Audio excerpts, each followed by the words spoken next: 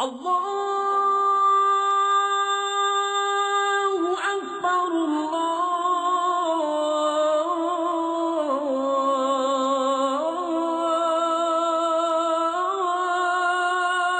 अकबर।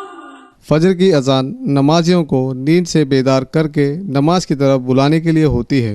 अजान तो अजान है, हर कोई सुन सकता है।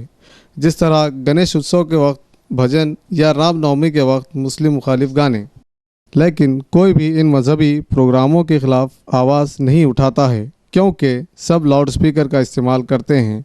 गुलकार सोनू निगम ऐसी जगह क्यों रहते हैं जहां मुसलमानों को नमाज के लिए बुलाया जाता हो?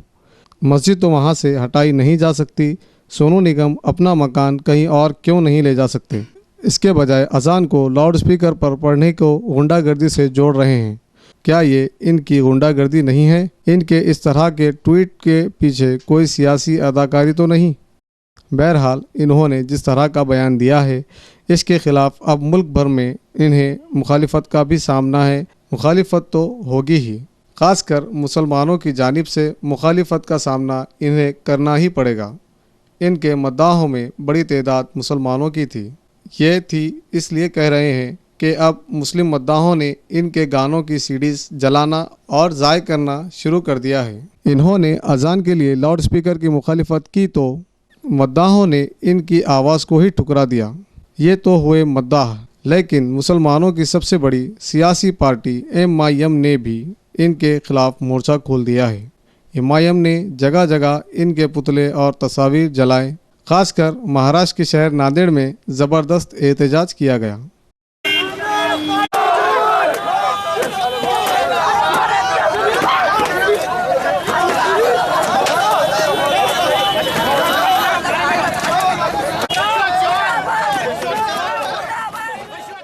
सोनू निगम ने जो बयान दिया है मस्जिदों के ख़िलाफ़, मस्जिद में जो लाउड स्पीकर निकाले जाएं क्योंकि इसको जो है सुबह सुबह सोने में जो है तकलीफ़ हो रही है, ये शैतान ने ऐसा कहा है, जबकि सोनू निगम ने ऐसा नहीं बोलना चाहिए। और इसके साथ में जो कांग्रेस पार्टी के जो लोग हैं, जो दिग्गज नेता है जो कि अशोक राव चौहान है और जो है तो अहमद पटेल है, सोनिया गांधी का राइट हैंड, ये लोगों ने नहीं देना चाहिए इसको समर्थन, लेकिन ये लोगों ने भी उसको समर्थन दिया है।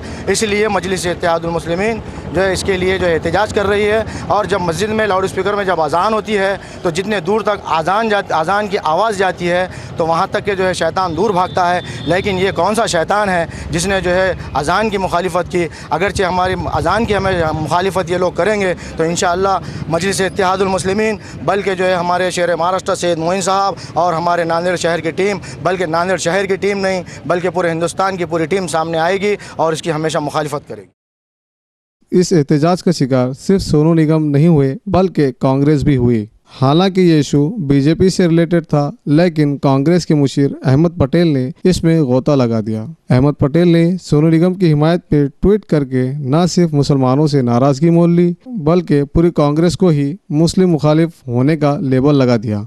बाबरी मस्जिद की शहादत के बाद कांग्रेस को कभी मुसलमानों की इतनी नाराज़गी का सामना नहीं करना पड़ा होगा जितना सोनू निगम के ट्वीट पर दिए गए बयान की वजह से करना पड़ रहा है।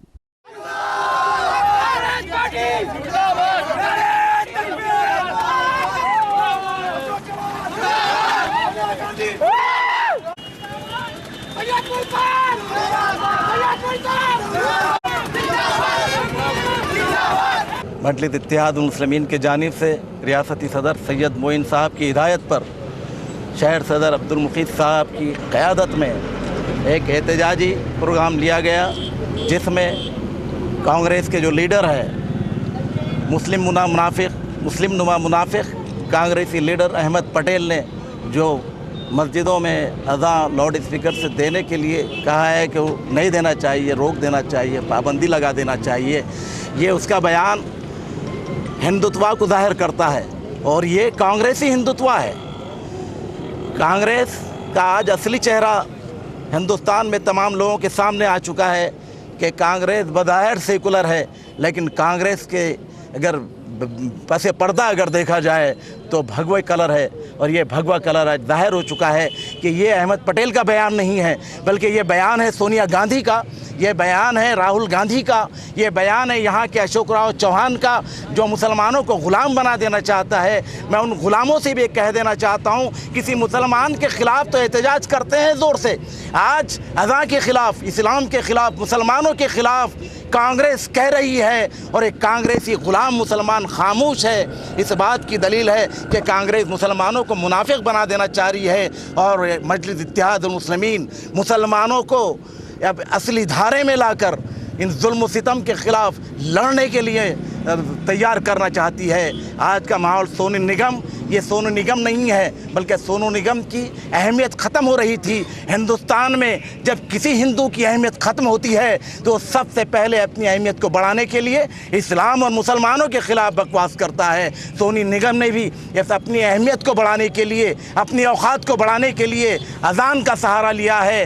इंशाअल्लाह अल्लाह रब्बुल इज़्ज़त उसको ज़रूर बदला लेंगे, इंतकाम लेंगे, और तमाम उनको अकेलों को नहीं, वो तमाम लोग जो मोदी और योगी के लोग हैं, जो मुसलमानों से कहते हैं कि एक सिविल कोड नाफिज किया जाए, 3 तलाक़ के मसले पे या शरीयत के मामले में मुदाखलत की बात हो रही है, तो मैं मुसलमानों से अपील करना चाहता हूँ कि आज का ये दौर इंतहाई पुरखतर है। कांग्रेस मुसलमानों की दोस्त नहीं है, कभी भी नहीं थी। गुज़िश्ता 70 सालों से मुसलमानों के वोट लेकर कांग्रेस ने मुसलमानों को ही दहशतगर्दी का बदनुमा दाग लगा दिया है।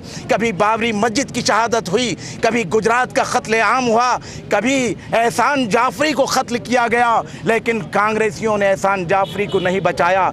आज आपसे एक पैगाम और मैसेज आपके चैनल के ज़रिए से देना चाहता हूँ मुस्लिम नौजवानों को कि इब्लीस ने हाथ इज़्ज़त इस्लाम पे डाले, खारी तह खंजर की ये कुरान उछाले, महराब है पामाल मसाजिद पे है ताले, अब सर से कफन बांध के उठ देखने वाले, या उससे परे अपने ही तुर्बत के निशा देख।